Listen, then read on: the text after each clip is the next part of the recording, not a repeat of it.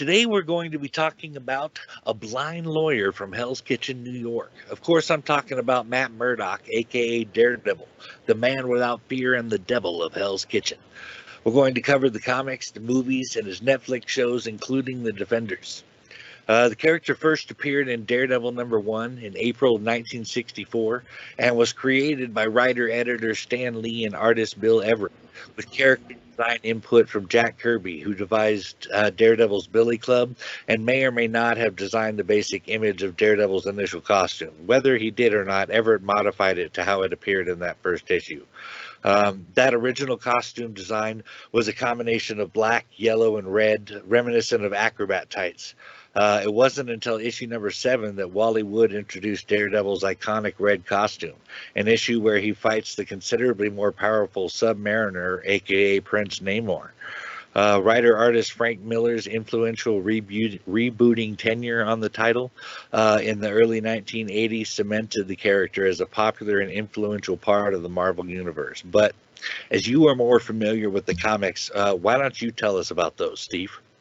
Sure, I'd be glad to. According to Stan Lee, he created his version of Daredevil because he was looking for an interesting flaw to give a new hero. And that makes sense, since Marvel was always about heroes with feet of clay, the world outside your window, and all those things. Stan decided that he would go with a blind detective, with the idea of blindness as a flaw he wanted to explore. And he took the name Daredevil from an old public domain hero from the Golden Age. You might know him best as the death-defying devil from Dynamite's Project Superpowers Today. But Stan started thinking about what kind of job he would give his Daredevil, and he settled on a lawyer, since that hadn't been done in the Marvel Universe at that time, and She-Hulk wouldn't come around until the 1980s. Stan then developed the basic origin idea with Matt's father being involved with a mob, ultimately sacrificing his life so that Matt could have a future. While many of these elements are not that original in and of themselves, Stan wove them together in a way that was unique and memorable. Now, it's interesting that you mentioned the Submariner issue, because that's my favorite Silver Age Daredevil story of all time.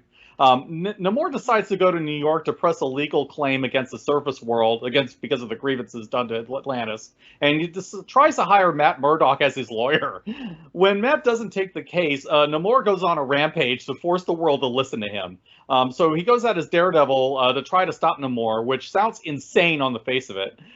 Daredevil stands no chance in this fight whatsoever. I mean, Namor is vastly more powerful, as you say.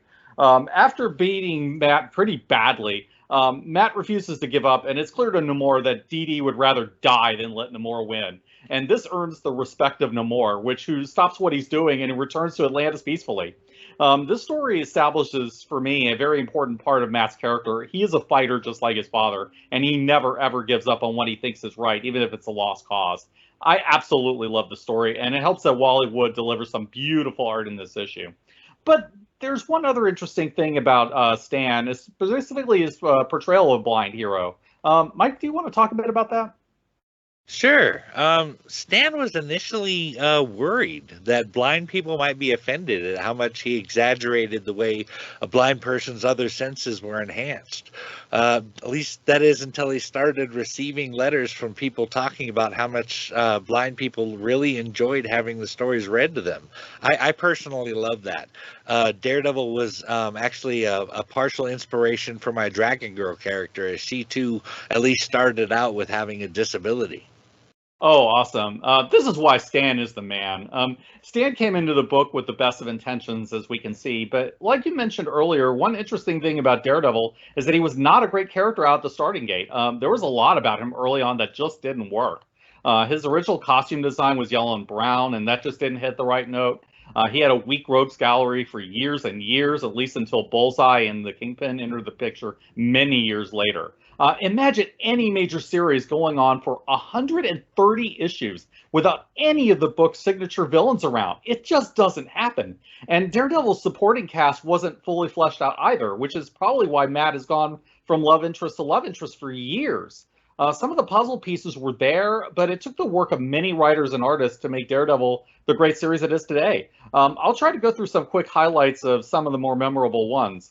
Now, I'll first talk about Jerry Conway. He brought in the Black Widow, who was a co-star in the book for a while. That run focuses on Matt and Natasha's relationship, and a brief move to San Francisco. But I think if this run shows anything, it's that Matt belongs in Hell's Kitchen. But I love the Dee Widow romance, even if I don't see them working together in the long term. Can you elaborate on Daredevil and Black Widow's relationship a little? I mean, I've heard it referenced, but I always wondered how that worked on a practical level with them leading such, I mean, totally different lives. Oh, not easily. They met during an encounter with Daredevil's old enemy, the Owl, and Natasha saved his life. There were some early misunderstandings between them that led to conflict, but it was more like a game between them. Both of them, I think, liked the thrill of the chase, and I think that was what initially drew them together for a while. But since then, it's really been an on-off relationship with Widow coming in and out of Matt's life, depending on what she's involved with. Both of them are damaged people with dark pasts, so Matt usually deals with it a bit better. Natasha as a spy is about keeping secrets, while Matt is concerned with the truth. His senses always know when she's hiding something, and because of that, Matt is one of the few people who can see past the cool front that Natasha puts on, which is one of the things I love about them. But Natasha also fears that kind of intimacy because people get hurt when they get too close to her. So it's a very complicated relationship between them, with neither really being the kind to settle down. While I don't think either of them are the type to work as a couple long term, they are a lot of fun to watch together. I can definitely see that. I mean, a relationship can be a lot of fun and still be bad for both people involved. Ultimately, it does seem like the two of them would have been burning the candle at both ends, though. Yeah, and speaking of complicated relationships, I will talk about Ann Nocenti. It really shouldn't have been impossible for anyone to follow Frank Miller's groundbreaking run, but Ann Nocenti did it. She's best known for creating Typhoid Mary, a woman with dissociative identity disorder with low-level psionic powers. Matt has to deal with temptation, and he grows stronger for having faced it. John Romita Jr. is one of Daredevil's best artists of all time, and he makes his debut on the book here. Also, Matt Murdock meets the actual devil. Whoa, wait a minute. I have to hear this story. Tell me about Matt meeting the devil. I mean, the devil meeting the devil himself. Yeah, it's just perfect. Now, Heart of Darkness does get a bit complicated, but I'll see what I can do to kind of streamline it for you. The devil in question is Mephisto, and this happens towards the end of the Nocenti Romita Jr. run. Mephisto gives the test to his son Blackheart, challenging him to try to corrupt Daredevil and make him commit an unpardonable sin. This plan, as you might imagine, fails. So Daredevil and a few other people, including Karnak and Gorgon of the Inhumans, don't ask, end up trapped in Mephisto's realm, and they're all separated. But what follows is pretty awesome. Daredevil has to walk alone in a seemingly endless winter, fighting desperately against the elements just to survive. This fails to break Matt. He manages to light a fire, which enrages Mephisto, since he can't abide any kind of purity in his realm. Mephisto sends waves of demons after Daredevil to stop him because of this. That fails to break him. With some small help from Blackheart, Daredevil actually manages to reach Mephisto, and he calls Mephisto out on everything he's done. Mephisto represents controls of the souls of his realm, but Daredevil realized that what Mephisto fears is freedom, which is specifically the freedom to choose between good and evil. Daredevil then compounds this by granting forgiveness to Mephisto, winning his game. And this impressed me. How many heroes can you think of who have it within themselves to forgive an embodiment of purest evil? With a bit of last-minute help from the Silver Surfer, Mephisto is forced to bring everyone home, and everyone gets out of Mephisto's realm safe and sound. But Ann Nocenti just got this character, the deep-rooted Catholicism, his idealism, his commitment to justice against all odds, and Matt's sheer stubborn refusal to ever give up. And John Romita Jr. delivers some really gorgeous visuals in the story. The Daredevil versus Mephisto finale looks epic on the page. Wow. That sounds like a powerful story. You know, in Irish culture, heart is everything. And because of that, you can be just as praised for being able to take a serious beating and keep fighting as you can for winning the fight. But fighting your way through insurmountable odds and winning like Matt did earns the highest honor an Irishman can give. I mean, you'll find his picture next to heart in the dictionary. Oh, absolutely. And I'll bring up another time when we really saw a little bit of that, which is the run by Brian Michael Bendis. Bendis came in during the Marvel Knights run on Daredevil, and he's regarded as one of the best Daredevil writers after Frank Miller. Bendis turns Daredevil into a full-on crime book, exploring the Kingpin crime family, full-on Soprano style, and how the internal politics of the Fisk organization leads into one of Matt's biggest crisis moments. Daredevil's identity gets leaked to the press, and Matt has to deal with the consequences of his own carelessness. It's just really great stuff. Also, Alex Maliev does some haunting and atmospheric work, and I love his covers. I consider this run a must-read. After that, Ed Brubaker followed from Bendis, and he started with a storyline with Matt Murdock in prison, where he's stuck in jail with the Kingpin. Brubaker builds on what Bendis does with more of a noir emphasis, and after he's out of prison, Matt gets full-on self-destructive, and he pays a huge price for it.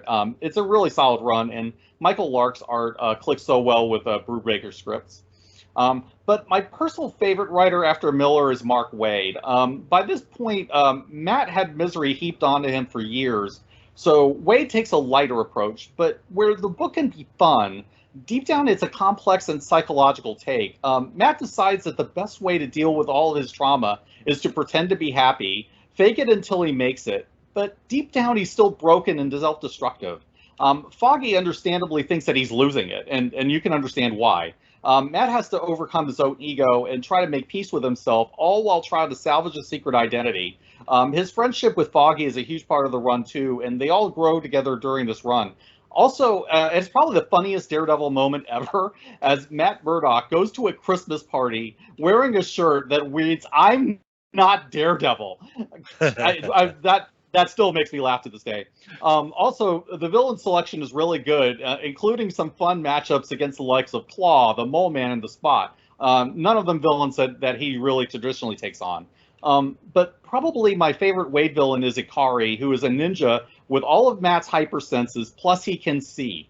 Really great villain. The art by Paulo Rivera and Chris Somney is clean, bright, and fits the tone perfectly. The book makes Somney's name as an artist. And I would say from Bendis to Waid feels like one continuous run, which I really love about all that period. But finally, I'm going to talk about Chip Zdarsky in terms of new stuff. This is the current run of the book, and I don't want to fully judge it yet, but at this point, I think it has the potential to be a top 5 run if it stays as good as it has been. What ends up happening is that Matt accidentally kills a man, and he has to face up to his own guilt and pay his debt to society. Meanwhile, the Kingpin is mayor of New York, and he has an arc where he realizes the job isn't as easy as it looks, and those stories tie together. But I love what Zdarsky especially does with Elektra, who decides to take Matt's place as Daredevil to win his trust back because she lost his trust in the middle of the run. The tone gets darker, certainly darker than Wade's, but it isn't oppressively so, and the book plays on the religious angle very well. But the most influential Daredevil creator, and the definitive by far, is Frank Miller, who filled in many of the gaps that plagued the book in early years. Key characters like Elektra, Bullseye, Kingpin, Stick, Ben Urich, and the Hand all made their mark with Miller's legendary run on the book. I also want to give a brief shout out to Miller's early collaborator, Roger McKenzie, who either wrote or co-wrote the first year of Miller stories, and he tends to be sadly overlooked today. But I want to stress one thing about Daredevil. He's the rare mainstream character that's never had a truly bad run or a story considered so bad that it's permanently damaged the character. Whenever the subject is brought up, most people point to an event story called Shadowland, which today is pretty much ignored and never brought up again. And that's the worst this book gets. Aside from that, a bad Daredevil run is merely just forgettable. Most of his runs range from good to legendary. Even writers who have had divisive runs on other books, like Bendis, have delivered career-high work on Daredevil. This character has been ludicrously blessed with great writing and art over the years. Are there any standout runs that you've read and enjoyed on Daredevil, Mike?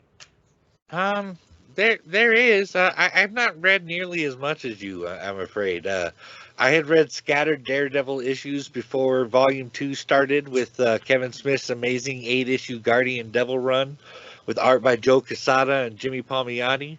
That trade has several big, jaw-dropping moments in it and immediately sucks you into the hell that can be the life of the Devil of Hell's Kitchen. A whole bunch gets thrown at Matt right away. His girlfriend Karen Page breaks up with him and then finds out she has HIV from her time as a porn star. And as tends to happen when Matt feels lost, Matt leans hard on his Catholic faith for support. But then things really pile on. A 15-year-old girl who knows that Matt is Daredevil leaves her baby with him, claiming that this baby was a virgin birth.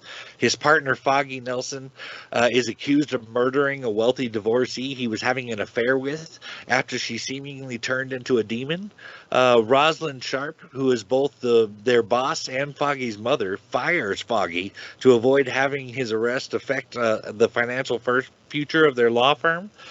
Matt quits the firm in disgust, but he is no sooner contacted by a man called Nicholas McCabe, who claims that the child that is now in his possession and in his care is actually the Antichrist, and he even leaves Matt a small crucifix that turns out to be covered in an undetectable drug that would make Daredevil hostile towards anyone who suggested that the child is innocent. But before Matt knew that, he actually asked Black Widow for help, and she suggested that the child was innocent, and he attacked her. And in that moment, I mean, okay, in a moment that left my jaw on the floor. I mean, I actually put the book down for a minute. I'm like, hold on a second. Daredevil throws the baby off the roof, forcing Black Widow to jump off the roof after the child. Oh man, that was crazy intense. Doctor Strange ends up having to remove the drug from Daredevil's system, and they even consult Mephisto about the child. Mephisto warns that the child is in danger now, and Daredevil runs off to save the child and ends up at a church where Bullseye has brutally killed several nuns. After a short exchange, Daredevil has to watch as Bullseye shoots Karen Page because he can't get to her quickly enough and steals the baby. This was another jaw-dropping moment for me. Karen Page just got shot by Bullseye. This was not something I was expecting to see happen. Especially with the heaping on of I'm breaking up with you and I have HIV and oh yeah, now I'm dead, that kind of thing. But this understandably leaves Matt actually contemplating suicide, which is a much bigger deal when you consider that he's a Catholic and they teach you that suicide damns your soul. Matt goes after McCabe and tracks him down. He fights his way to the top floor to meet his enemy, the one behind all of this, and finds out that it's Mysterio with a brain tumor. I mean, a Spider-Man enemy is behind all of this. I mean, I didn't see that coming at all. It turns out Mysterio purchased information about Daredevil from the Kingpin, used artificial insemination to impregnate the girl, drugged Foggy, faked the demonic transformation and the death of the divorcee, posed as Karen's doctor to fake the HIV diagnosis, and hired Bullseye to lure Daredevil to him for a final confrontation. All of that shit in hopes that Daredevil would kill him. Daredevil blows Mysterio off and says that he's unoriginal. Kingpin had already attempted to drive him insane once before, and that Mysterio had previously attacked J. Jonah Jameson with fake supernatural occurrences. Despondent, Mysterio frees the baby, and then, noting that his last move was stolen from Kraven, shoots himself. Karen has her funeral and wills a fair sum of money to Matt. Spider-Man points out while talking to Daredevil later that at the very least an infant's life was saved in all of this, and that kind of renews Matt's faith. Matt names the baby Karen and gives her up for adoption to a New Jersey couple. Matt asks Black Widow to forgive him. Foggy is released from jail, and Matt and Foggy decide to reopen the firm with the money that Matt got from Karen Page. Oh, wow, that is a great choice, and what a great description of it. If you were a fan of comics around that time, that story was huge. Kevin Smith was known for his films back then, and he was known to be a comics fan, but nobody thought he'd actually write for comics. But Quesada brought him in, and I think it set the tone for my Marvel Knights Daredevil perfectly. While it's not a story I've gone back to in a long time, now I want to, because it was a story with lasting consequences, especially with the death of Karen. But it made the point that under Marvel Knights, Daredevil was going back to where it worked best, and that was the noir style introduced by Frank Miller. But it didn't end with Smith's departure when the book really got experimental and crazy. Do you want to talk about that? Sure, sure. Smith was succeeded by writer-artist David Mack, who wrote the seven-issue Parts of a Whole trade in not issues 9 through 15. Now, remember that Parts of a Whole title later because it's going to come up. Um, the arc introduced a mimic named Maya Lopez, aka Echo, that could do anything she had seen done. We got to see her in the Hawkeye series, which I absolutely loved. In the comic, Maya is a Native American of the Cheyenne Nation who was born deaf. She was initially placed in special education because of her disability, but after using her skill to duplicate a song from a recital, she was placed into the gifted section. During this time, she particularly enjoyed art and dance. But after the death of her father, Maya was raised by the Kingpin, and he attempted to use her to destroy Daredevil. First, he arranged for Matt to meet her, knowing Matt was lonely after the recent death of Karen Page. Then he tricked Maya by convincing her that Daredevil had killed her father. Maya created the identity of Echo based on her ability to copy the motion she sees and fought Daredevil. And having spent several nights watching martial arts movies and video footage of Bullseye and Daredevil fighting, she proved more than a match for Daredevil. But while all of this is going on behind the masks, Matt and Maya are falling in love. They helped to fill in the hole they each had in themselves. They were parts of the parts of the whole that the title comes from. And they were an adorable couple too. With her being deaf and him being blind, they would go on dates to the movie theater where she would tell him what was happening on the screen and he would tell her what was being said. Really, on the surface, I mean, it was a match made in heaven. When Echo came after Daredevil to avenge her father's death, he had no idea why she was suddenly attacking him, and she was equally shocked to learn that Matt, her lover, was Daredevil. I mean, Matt was able to explain himself enough to temporarily smooth things over, but Maya was angry at Kingpin's deliberate deception, and she brutally shot the Kingpin, which actually left him blind for a time. There's no fury greater than a woman scorned. Echo is a really interesting character, even though she's another one of the many femme fatale characters in Matt's life. Every so often, new love interests have been developed to fill the whole role left by Elektra. What I think sets Echo apart, though, is that she's another character like Matt who has overcome a pretty serious disability with her own powers. And the difference is that she and Matt are on different sides of the law. The Max stories worked really well, and the unusual style of those stories made them memorable and visually interesting. Like you, I also liked Echo and Hawkeye, and I think it made sense for her to show up there since both Echo and Clint had used the Ronin identity in the comics. Not to mention that they both struggle with the same disability, so the conflict in that show really clicks. But this is a show about Daredevil, so why don't we talk about how Matt has been portrayed on screen? Sure. The character was first portrayed in live action by Rex Smith in the 1989 television movie The Trial of the Incredible Hulk. Daredevil was in his all-black costume in that one, which kind of bummed me out as a kid as I was only familiar with his red costume at the time, but I remember being very excited to have him on the show. The next person to play Old Hornhead was Ben Affleck in 2003 from the Daredevil film. I actually want to talk about that film a little bit. Ben Affleck was ragged on pretty hard about his acting in the film, but I honestly don't see any issues with his performance. I thought he did a great job. I mean, what are your thoughts on his acting in the film, Steve? I actually didn't have a problem with Ben Affleck as Matt Murdock, honestly. I think he's grown as an actor since then, and I think he probably made some of his early mistakes around this point in career. But he was charismatic enough to be believable as Matt, and he certainly was an imposing enough presence to work as Daredevil. I think Affleck just didn't have the best material to work with, but even then, the movie isn't really that bad. It just has some weird moments, like the playground fight scene that should have killed Matt's secret identity stone dead. But that's not Affleck's fault as an actor, and I think he does the best with what he's been given. I have to agree with you there. I think that people's issues have more to do with the writing than they do with Affleck's performance. But let's get into our discussion about the movie. I'd like to preface this by saying if you've only watched the theatrical version of the film, you're missing out on a much better R-rated director's cut version of the film.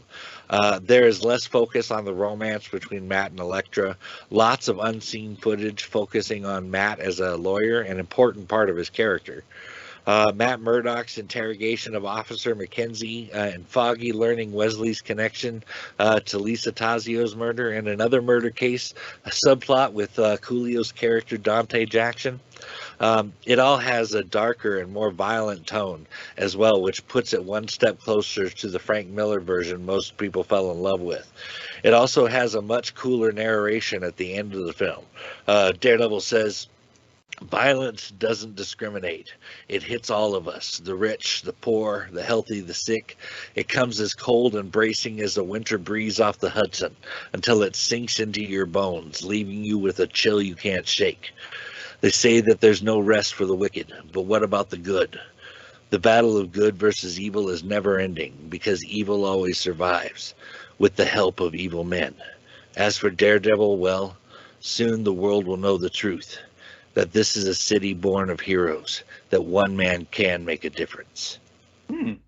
I still have yet to see the director's cut, but it's on my agenda to see it one day. I never felt like the theatrical cut was terrible, just more of a fair to middling film. But I have heard that the director's cut improves the film noticeably, and one day I really want to go through it and see what it changes. As it is, there are really some really cool ideas in it, and I think the film genuinely tries to honor the character, even if the execution doesn't always work.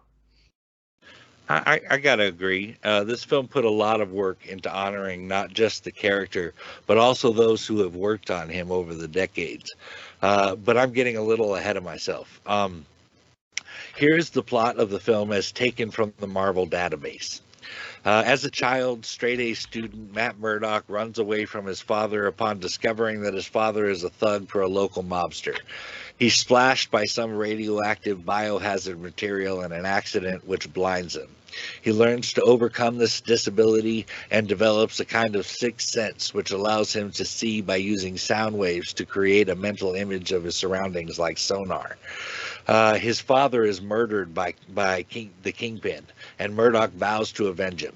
Years later, Murdock works as an attorney in Hell's Kitchen, becoming the vigilante known as Daredevil at night.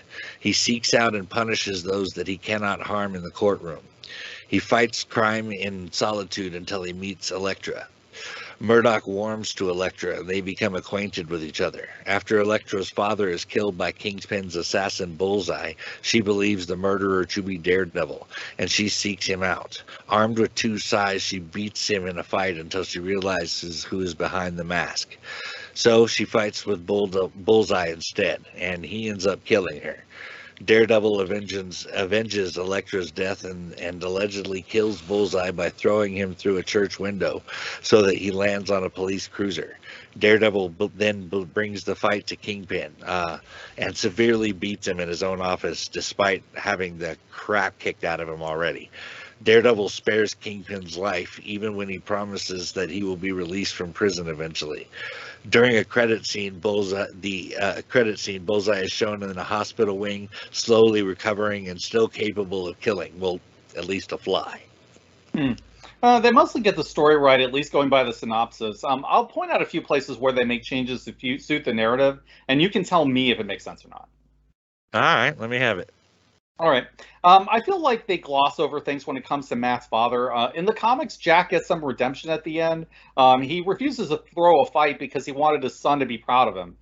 Matt never finds out his dad was mob connected until after his death, and that's when he gets his revenge on the mobsters. In Daredevil, the Man Without Fear, this is also why Stick abandons Matt. Matt behaves impulsively when he tries to get revenge on the Fixer, and then Stick abruptly ends his training. They also changed the backstory with Elektra somewhat. Elektra was originally Matt's college girlfriend, and they broke up after her father died. Elektra was already seduced by the Hand by then, and Elektra loves Matt too much to let her join him in darkness. So they go their own ways, and years later, Elektra becomes an assassin and a bounty hunter. The movie strips a lot of their past away, and while it's more convenient for the movie in some ways, I feel like the relationship loses its depth. But to be fair, they got an awful lot right in this film, much more than I would expect of a lot of superhero movies today. It definitely leaves a lot to be desired as it pertains to their relationship. I mean, I would have liked to have it in there. I mean, at the very least, in a small flashback or in some dialogue somewhere. I guess if I'm looking at it from the perspective of the runtime limits they were probably facing, I can see it. I will admit that the 2003 Daredevil film definitely got some things wrong.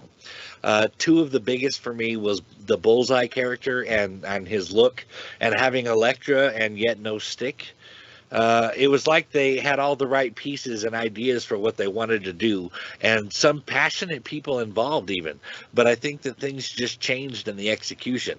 It seemed like they were trying to do a blend of Daredevil Volume 1, Number 1, mixed together with some Frank Miller additions to the cast like Bullseye, Elektra, and Kingpin. I would agree with all that. I did not like the way Bullseye came across in the film, and I really didn't like the way he looked in the film. I don't think it's Colin Farrell so much as it is the costume design and that Bullseye tattoo. The performance on his own was acceptable to me. I'd probably have been less bothered that they hadn't brought it into the comics for a while. But I think the problem with the film structurally is that it was too ambitious and tried to do too much too soon. I think they wanted to do the Elektra saga from Miller's run, and I don't think you can do that and the origin all in one film. Elektra is something you do in a sequel, and I think the Netflix show wisely waited until later to bring her in. They could have done Kingpin and Bullseye in the first film without a problem. They could just adapt Man Without Fear or Frank Miller's Gang War story. The filmmakers came in with good intentions, but I think they aimed too big, and they weren't able to make it all work. I think you nailed it there. It was kind of a Spider-Man 3 thing where they did try to do too much in one film, as you said. But there are definitely things Daredevil that they got very right, especially when compared to Daredevil's first issue in 1964. One of the best things that I think about the movie is the depiction of Daredevil's sonar abilities. Those were exactly how they were supposed to be.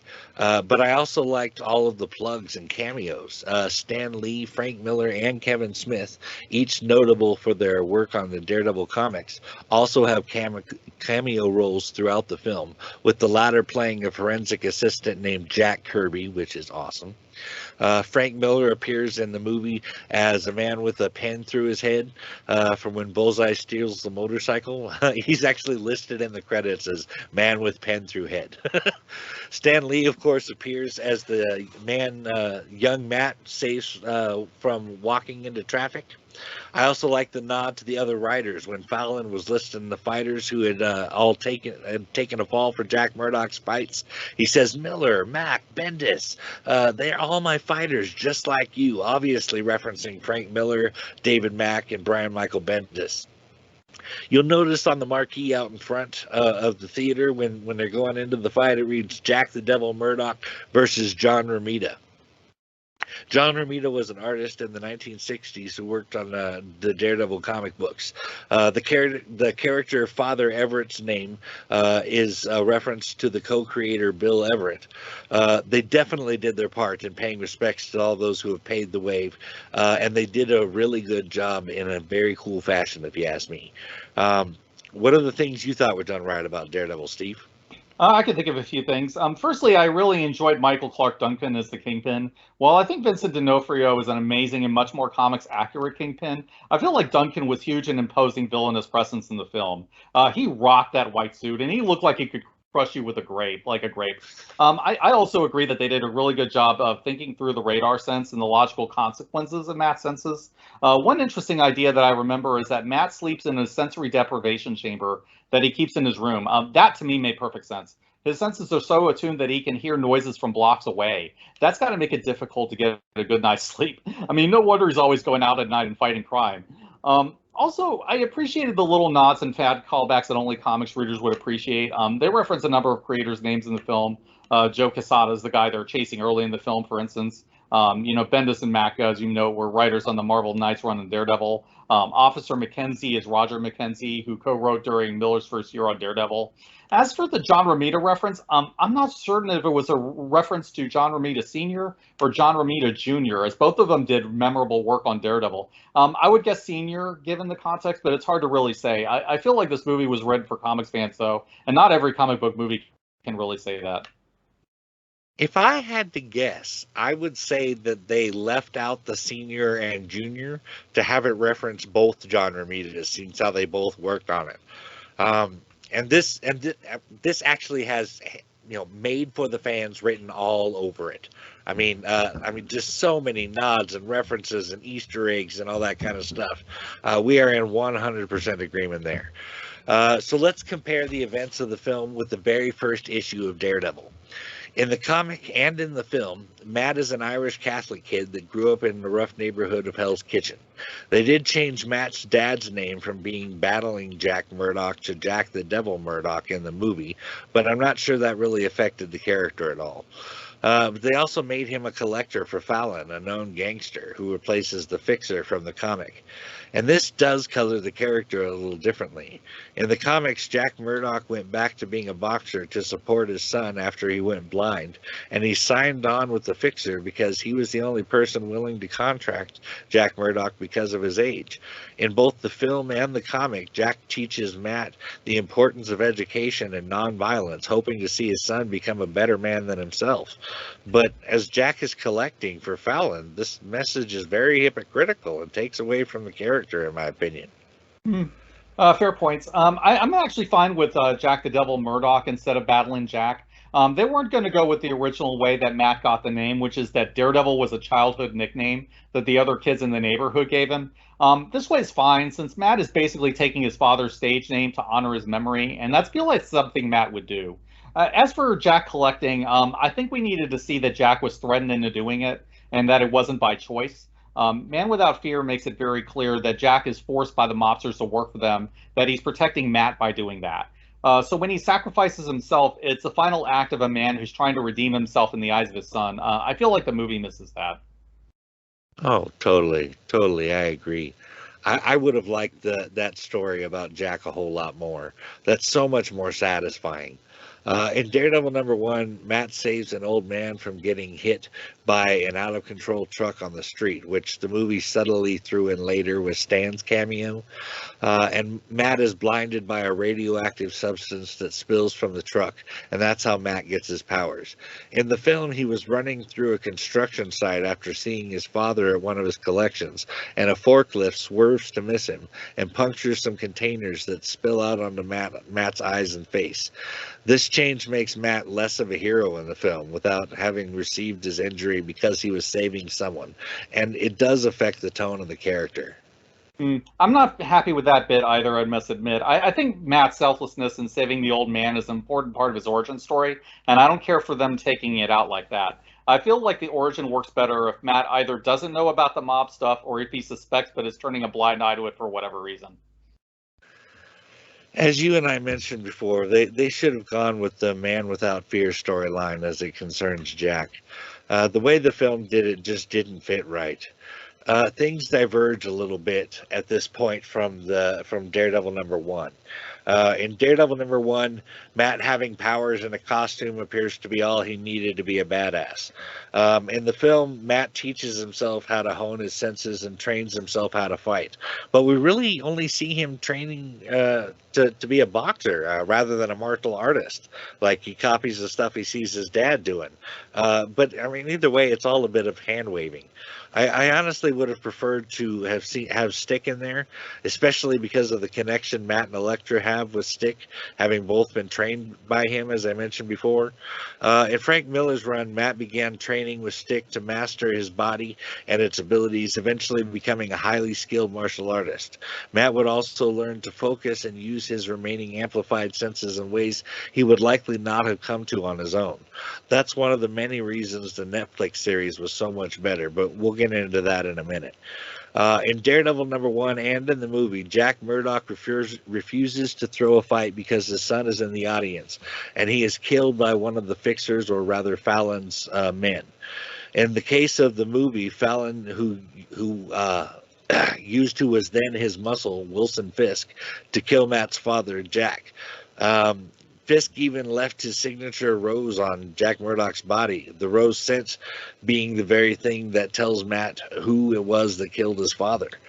In the movie, they explain Matt becoming an often pro bono lawyer and Daredevil by a couple quick lines, which were his father saying that he should become a doctor or a lawyer, and the lines, "We made each other a silent promise to never give up, to be fearless, to stick up for the long shots like us." But in Daredevil #1, Matt became Daredevil in direct response to his father's death, and even has to get around his father saying that he wanted Matt not not to use violence to do so by adopting the Daredevil persona, which could use physical force. Having promised his father not to use violence to deal with his problems, Matt adopts this new identity. The original costume, of course, was not the red one most people are familiar with, but in both in the movie and in Daredevil 1, Matt's colors seem to be chosen based on his father's boxing robe, yellow and black in the comics and classic red in the movie. One big difference is the time it takes Daredevil to avenge the death of his father. In the movie, as it's Kingpin and that Daredevil is really fighting, and there's the addition of Bullseye, it's years later. In the comic, Matt makes a costume and uses his superhuman abilities to confront the killers and unintentionally causes the fixer to have a fatal heart attack. But in the movie, Daredevil fights and beats Bullseye and Kingpin and allows him to be taken away by the police. The comic adaptation of the film, however, had a bit more of a violent ending. Daredevil and Bullseye's fight, showing Daredevil impaling Bullseye with a glass shard before throwing him out the window. Additionally, Bullseye is not shown surviving the fall, unlike in either versions of the film. Oh, I'm definitely in agreement about Stick. Matt would have had to have gained his skills from somewhere, and Stick presents the right answer to that. Not to mention that Stick is the one who helps Matt learn to control his hypersenses, which otherwise would have overwhelmed him. But we'll get into more detail soon enough. I will say that I'm not a fan of having Wilson Fisk as the man who killed Batwing Jack. I don't think that it's necessary to establish Kingpin as Daredevil's nemesis. It strikes me as a bit of a Batman '89 move. To have the arch nemesis kill the hero's parents to build antagonism. But I don't think you need that with Kingpin, as Daredevil already has many built-in reasons to hate Fisk. Fisk represents everything Matt Murdock hates. He's a bully who considers himself above the law. I feel like having Fisk be Jack's murder on top of that is unnecessary and a bit too convenient. You make a really good point there with the Batman '89 reference. I actually hadn't considered that before. Yeah, and as a whole, I don't think that this version is that bad, just not what I would have done. I think they get a lot of details right. They just don't get quite why some of the traditional elements of the origin works the way it does. I think if they tried to fudge a few things to move the film along, but in the process they changed things that work better in the source material. We are in 100% agreement on the theatrical release. But again, I'd like to stress, while it can't have fixed everything, the director's cut is far superior. But let's get into Daredevil's show on Netflix and his appearance on the Defender series. Most recently, actually, Daredevil was played by Charlie Cox in Spider-Man No Way Home, but it was very brief. However, Charlie Cox is the official MCU Daredevil since Feige's announcement and his first appearance in Spider-Man No Way Home. Something we've all been begging for since the Netflix show was canceled. But he's not the only one. Daredevil's nemesis Kingpin, played by Vincent D'Onofrio, who played Kingpin in the Daredevil Netflix series, made an MCU appearance on the Disney Plus show Hawkeye. At the end of the Netflix show's last season, Daredevil put Kingpin behind bars, but we see that he's clearly out in Hawkeye. But let's talk about his brief appearance in Spider-Man No Way Home. Matt Murdock offers Peter his services as an attorney because at the end of Far From Home, Mysterio staged his death to make it look as if Spider-Man killed him. Peter is taken into custody by the police at the beginning of No Way Home and meets with Matt for counsel. While at said meeting, someone throws a brick through Peter's window with Mysterio was right scrawled on it, and Matt Murdock catches the brick. Peter asks how Matt is able to do this, and Matt simply says, "I'm a very good lawyer." And actually, the brevity of this scene kind of hangs on that last line. Matt is a very good lawyer. If you want proof, you'll notice that the investigation into Mysterio's murder doesn't ever come up again, at least as far as Peter is concerned, implying that Matt clearly handled it. Oh, that's great. And I love Charlie Cox's Daredevil, so that's really nice to see. Though I've yet to see the movie, Matt is, as he says, a very good lawyer. I'm sure he probably did get Peter's charges dismissed behind the scenes. And honestly, from what I remember of Far From Home, it probably would have been difficult to make any kind of murder charge stick. So I like to believe that Matt and Foggy probably would have been able to make that case go away with enough legal rambling. As for the Kingpin, I have seen Hawkeye, and I'm glad to see that they adapted the Kingpin Echo relationship in a comics accurate way. I don't think it's too difficult to believe that Wilson Fisk could have used money and high-priced lawyers to buy his way out of jail and then try to rebuild his empire. I don't know how much of the Netflix series is in MCU canon, but I don't think it should be too difficult to make it all fit. I don't think so either.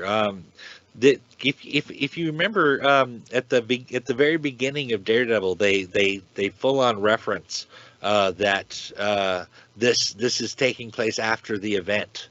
They don't specifically say that invasion, but I mean it seems like they kind of planned for it to be part of that all along. So I imagine it would fit pretty easily. But let's get into the Netflix series itself. Daredevil is, to my knowledge, regarded as one of the best comic book based TV shows ever, in my opinion, and rightly so. We've seen Daredevil in a few incarnations, but the Netflix series seemed to be an absolutely perfect one. They incorporated all the things we love about the character and his history. Oh, absolutely. While I haven't seen the entire series, I've watched a fair amount of it. Based on what I have seen, though, I would definitely agree with all that. I feel like the Netflix show truly embraces what Frank Miller was going for better than any Daredevil adaptation to date. I want to very briefly mention one important bit of source material, though, and that's Daredevil the Man Without Fear. This story was based loosely on a failed TV proposal that Frank Miller had submitted for a Daredevil show, and Miller sat on it for years. But when John Romita Jr. said he wanted to do a Daredevil project with Miller, Miller reconsidered and adapted Man Without Fear into a graphic novel project. The graphic novel then became a 5-issue miniseries. If you want more details on it, I wrote an article for Al Mega on Comic Crusaders called Devil Advocate, The Man Without Fear. And it dissects every issue of the series, and it goes into some heavy analysis if you're interested in it. But I'll give you the bare bones here. For my money, Man Without Fear is the definitive origin of Daredevil. While we've seen the origin of Daredevil done several times, twice by Miller, I feel like Man Without Fear is a proper prologue to Miller's run on the series. It not only deals with the Kingpin in his early days as a crime boss, it also introduces Elektra and Matt's history with Stick. I adore this series, and I recommend it as the first thing anyone should read if you're coming to Daredevil for the first time. But I mention it because it was also a huge influence on the Netflix TV show. It's most obviously apparent if you look at the season 1 black costume, which comes straight out of that book. But you can definitely see Man Without Fear elsewhere, like the flashbacks where Stick is first introduced. Pretty much anything involving the Order of the Chaste, Elektra, and the Hand comes straight out of Miller, and especially from that mini. Well, that settles it. I'm buying The Man Without Fear. That sounds badass. As far as the Netflix Daredevil series goes, the general synopsis, again taken from the Marvel database, is this. In the wake of the invasion of New York, most of Hell's Kitchen is destroyed, and crime is at an all-time high, and the criminal underworld is controlled by a man named Fisk. Matt Murdock and his friend Foggy are up-and-coming defense attorneys in Hell's Kitchen, who are low on cash. Throughout the series, Matthew goes through various changes, and faces numerous challenges towards becoming the hero he's meant to be. The first season focuses on the personal growth of Matthew Murdock and his evolution from being the masked vigilante to becoming Daredevil. But it evolves into I can talk, but it evolves to include Matt's relationship with Elektra Nachios and Stick, a member of the Chaste. Yeah, this is the period that I've seen so far, and I agree that it handles the early part of Matt's career as Daredevil well. I'm particularly impressed with how good Kingpin is in this show. I feel like the Fisk-Vanessa romance is true to the way Miller wrote it, showing Fisk as both the romantic and the brutal crime boss. And honestly, Vincent D'Onofrio is so good that he looks like John Romita Sr.'s Kingpin. I have to praise the supporting cast on the show, too.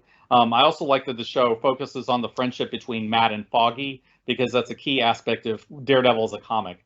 Foggy is Matt's voice of reason, holding Matt back from doing reckless and dangerous things, but he's also loyal and resourceful in ways that Matt isn't. The show also really nailed that, and I like Foggy a lot on the show. Also, Ben Urich is near perfect from what I can see. I mean, he's cynical and burned out, but deep down he's an honest reporter. And Claire Temple was new to me, but I'm a fan of Rosario Dawson, so I'm not complaining. And I liked her character in the show. I liked her too. I really liked that she ended up kind of being the link between all the Netflix series. The whole show was really well casted, and they really unfolded the characters well. They also had some of the greatest CQB combat I have ever seen, with the hallway fight, the fight on the staircase, and that amazing fight with Frank Castle in the jail in the second season. Just flat out awesome. As a martial artist, I really enjoyed these scenes and their technical proficiency, thanks to Philip J. Severa, the fight choreographer of the series. Philip J. Severa is known for his work on Daredevil, Deadpool, and Terminator Dark Fate. I won't hold Dark Fate against him, but you're right. The action choreography on the show was really well done. I don't think you can bring up action in Daredevil without thinking of that hallway fight. My jaw dropped the moment I saw it, and I'm not that easily impressed. So Severa deserves high praise for that. The fights on the show are really cleverly done, but at the same time, it also feels more grounded. I mean, Matt takes some pretty heavy hits, and he looks like he's in real pain. The fight scenes sell those hits very well, it must be said. Oh, hell yeah. Severa impressed the hell out of me, too. I actually just go back and watch those fight scenes sometimes. But let's get back into the show itself. Let's talk about Elektra in that series, who, no disrespect intended to garner, is the definitive Elektra for me. They showed that Elektra was born in East Asia and eventually raised by Stick, who trained her in martial arts as part of the Chase plans. Eventually, he let her be adopted by the Nachios, Greek ambassadors who couldn't have children of their own. Once an adult, Elektra was sent by Stick to seduce another of his students, Matt Murdock. They had an intense romance that ended as they broke into the home of Roscoe Sweeney, who had killed Matt's father a year prior. And Elektra eventually brought Roscoe tied up, hoping Matt would exact revenge through murder. Matt instead only punches Sweeney unconscious and called the police as Elektra vanished. She would return to New York City years later as Matt became the vigilante Daredevil. Oh yeah, I like her as well. They changed Elektra's backstory a bit in this, and in ways that are a little weird though. In the comics, Elektra was the biological daughter of Ambassador Nachios, and that relationship was modeled along the mythical version of Elektra. I don't think it's a big deal that she was adopted in this version, though. What I find odd is that Stick would send her to seduce Matt, but I haven't gotten far enough yet to know if that works or not. I am glad that they inserted the Elektra relationship as a backstory element, because I think that's important. She was the girl that Matt had loved and lost, and they seem to have kept that part intact. All in all, I think there's a lot more good than bad here, and I need to see the whole thing to say for sure, but it does look great. Oh, it's definitely one of my favorites, and just for the record, it definitely works.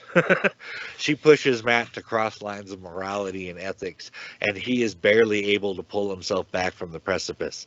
And Stick is a manipulative asshole in this show for all of the good points he makes about practicality. Stick was a mysterious blind man who specialized in working with gifted children. He was called to the St. Agnes orphanage due to one of their children, Matt Murdock, being overwhelmed with his superhuman senses. Stick trained Matt in controlling his gifts and in martial arts. Stick ended up leaving Matt after the boy showed affection for his mentor when he gifted him a bracelet. Almost 20 years later, Stick was in Japan tracking down the mysterious Black Sky. His trail led him to America, where he enlisted Matt, who had become a masked vigilante, to help him, as the men he was facing were working with the criminal mastermind Wilson Fisk, the man Matt Murdock was after. Murdock agreed to help Stick only if he didn't kill anybody. On the docks, the Japanese were receiving a shipment identified by Stick as the Black Sky. Matt sneakily reduced their numbers with the help of a pair of batons Stick gave him. When the shipment arrived, it was revealed to be a young child. Matt detected how Stick was preparing to shoot an arrow at the kid and managed to deflect the arrow to prevent him from killing the boy. Matt took care of the remaining Japanese at the scene and Stick disappeared. Matt returned to his apartment where Stick was waiting for him. Matt confronted Stick about the attempted murder, but he was corrected when Stick informed him that he ended up killing the boy while Matt was distracted with the remaining enemies back at the docks. Enraged, Matt attacked Stick and the two proceed to fight in Matt's apartment until Stick was finally knocked out and subsequently left in the apartment, leaving behind a pair of batons. In the wreckage that was left of his furniture, Matt found the bracelet he had given to Stick when he was younger. Stick returned to Japan, where he reported to a superior that he had taken care of the Black Sky. Stick's superior, who also asked him about Murdock, questioning whether he would be ready when the doors were opened or not. And Stick answered he did not know. Awesome. I'm overall pretty happy with the way Stick was introduced on the show. I feel like they got his character generally right. He's hard and abrasive, often secretive, but generally someone who wants to do the right thing.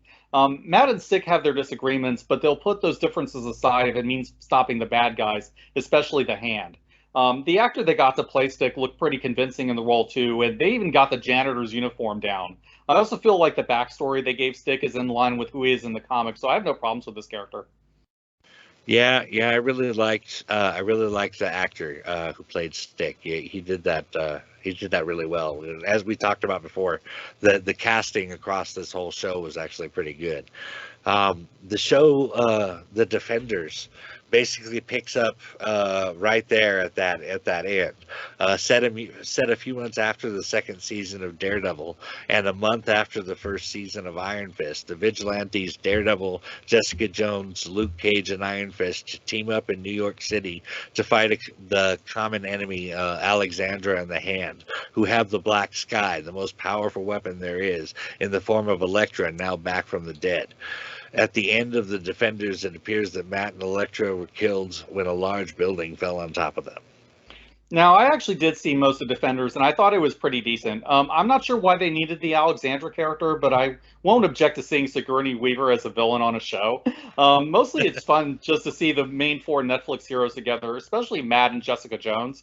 And I enjoyed watching the fight scenes. I mean, the huge fight in the restaurant episode was a lot of fun to watch. I just wish we'd gotten more of the Netflix universe after this, because I feel like both Defenders and Daredevil had a lot more to say that we never got to see.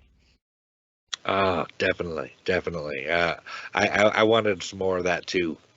But well, that actually about covers our time on the Daredevil discussion. But there's more to get into on this discussion from Steve Sellers, courtesy of Almega and Comic Crusaders, if the listeners are interested, isn't there, Steve? Oh, absolutely. Go and check out Devil's Advocate, The Man Without Fear on Comic Crusaders for my in-depth coverage on that miniseries. I'd recommend reading the mini first if you haven't read it, because that article offers a full synopsis of the series. But I also do quite a bit of literary analysis on that story, including a deep dive on Elektra. I also talk in more depth on the origins of the miniseries based on supplemental materials that I found in the reprints. Also be on the lookout for another Devil's Advocate article on Comic Crusaders soon. I had just so much extra prep material for the show that I had to leave a ton on the cutting room floor. We're talking a deep discussion of the entire comic book history of the character. So if you want more DD coverage from me, including what we didn't have time to talk about, be on the lookout for that piece. Definitely go check that stuff out. Steve did quite a thorough job detailing the Daredevil's history, and I've checked it out. You don't want to miss this. But for now, let me leave you with this thought. Daredevil is not the man without fear. He is the man who has conquered his fear.